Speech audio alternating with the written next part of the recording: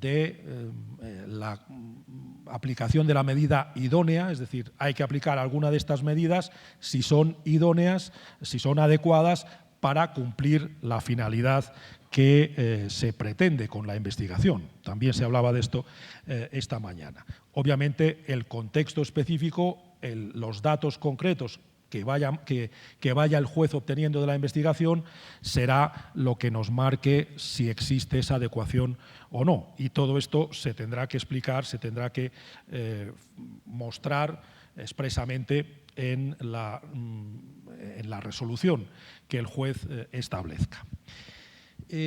Además, se establece otro parámetro que es el de la excepcionalidad, que se regula conjuntamente con el criterio de la necesidad, que son también otras manifestaciones de la proporcionalidad. Excepcionalidad, abundando en lo que antes decía, tiene que ser medidas adecuadas para ese fin, partiendo de datos concretos, no búsquedas generales, a ver qué pescamos, sino partiendo de un hecho que hay que investigar y como medida dentro de esa investigación. La excepcionalidad implica que solo hay que aplicarlo cuando sea estrictamente necesario.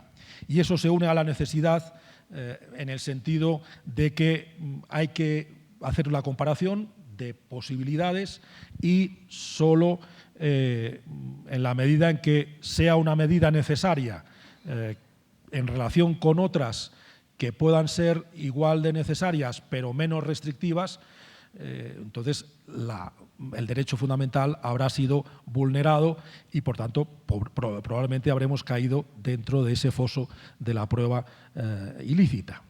Entonces, esa regulación de la excepcionalidad y de la necesidad son también parámetros importantes para que la aplicación de esas medidas sea solo excepcional y se aplique la medida menos limitativa.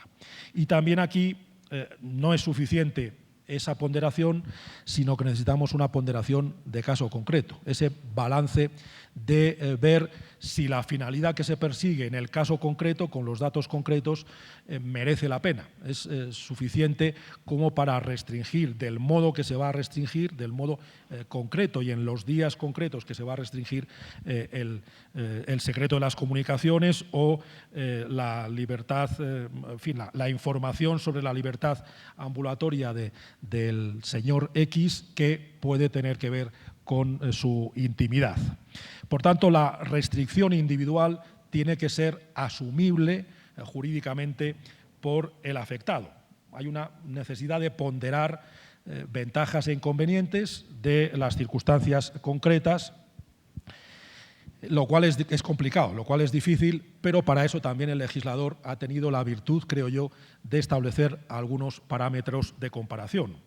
Hay que fijarse en la gravedad del hecho, en la trascendencia social o el ámbito tecnológico en que se haya producido, la intensidad de los indicios que tengamos recogidos y la relevancia del resultado perseguido. Es decir, son parámetros normativos, parámetros legislativos que el juez tiene que aplicar al caso concreto y ver si se dan y en qué medida se dan, y por eso le dan un resultado concreto de si conceder o no esa restricción a quien se le haya pedido, como decía normalmente la policía. Luego, en algunas de estas medidas, en la regulación concreta de algunas de estas medidas, hay alguna especialidad, alguna norma más concreta también. Por ejemplo, respecto a la interceptación de las comunicaciones telefónicas y telemáticas, se establece una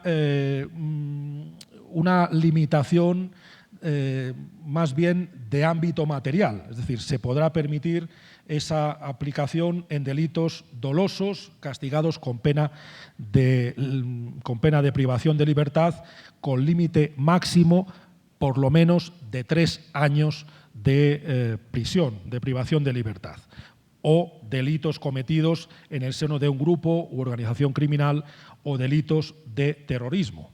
y, por otro lado, que se hayan cometido a través de instrumentos informáticos o de cualquier otra tecnología de la información o la comunicación o servicio de comunicación. Por lo tanto, si el delito ha sido cometido a través de esas vías, obviamente parece más adecuada la aplicación de estas medidas de investigación y, por otro lado, como les decía, en ese otro ámbito de delitos tradicionales, pero que pueden necesitar de métodos novedosos de investigación, tiene que tener una mínima gravedad que, como les decía, por lo menos de 3 años de prisión, el límite máximo del delito que corresponda.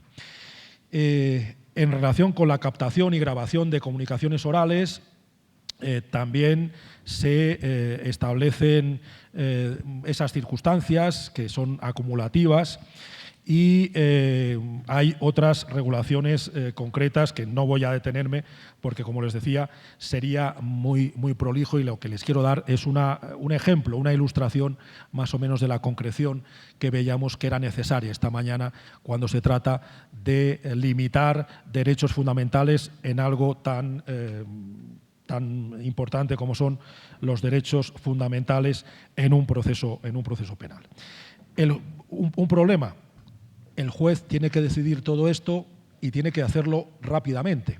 Tiene que hacerlo rápidamente porque, como les decía, normalmente la policía lo va a pedir, va a solicitar esa autorización cuando están ocurriendo los hechos o al poco de ocurrir. Por lo tanto, se establece un plazo máximo de 24 horas. En 24 horas tiene que justificar por qué concede esa limitación y esa limitación obviamente la va a conceder en secreto. Obviamente estas limitaciones no se anuncian ni se publica la resolución porque evidentemente perderían el efecto, la finalidad de la investigación. Normalmente cuando hay esa necesidad en el derecho español hay la declaración del secreto de la investigación conforme al 302, pero aquí ya se implica, ya no es necesaria esa declaración, sino que ya viene de suyo dada. Termino diciendo dos cosas telegráficamente. El juez necesita que se le informe periódicamente de los resultados que se van obteniendo. Es decir, el juez no resuelve y se desentiende de esa limitación de derechos, sino que tiene que seguir al tanto. Otro problema que puede ser grave, esa limitación, por ejemplo, si está grabando una conversación o está grabando o está registrando lo que aparece o lo que contiene un computador que es utilizado por varias personas, pues va a afectar la limitación a los derechos de esas terceras personas. También se permite genéricamente si hay los parámetros y se cumplen las exigencias en todos los casos, también con alguna precisión concreta. Se permite el uso de la información en otros procesos relacionados con la investigación y hay una norma, por último, que es cada vez más importante porque a través de estas medidas se van obteniendo datos personales, datos íntimos. Entonces, también hay normas sobre protección de datos que debo decir que en Europa han tenido una renovación a partir de una directiva de 2016 importante que ahora los Estados miembros de la Unión Europea debemos ir desarrollando. Por tanto, era el esquema general que les quería mostrar, repito, como una ilustración por la que el legislador ha conseguido, con defectos, no he tenido tiempo de detenerme demasiado en esos defectos, pero por lo menos con la ventaja de tratar de concretar y dar cauces al juez competente para que no se pierda en esa amplitud, en ese vértigo que le podía producir el aplicar directamente derechos fundamentales sin pasar por el cauce del desarrollo del legislador. Muchísimas gracias por su exquisita atención.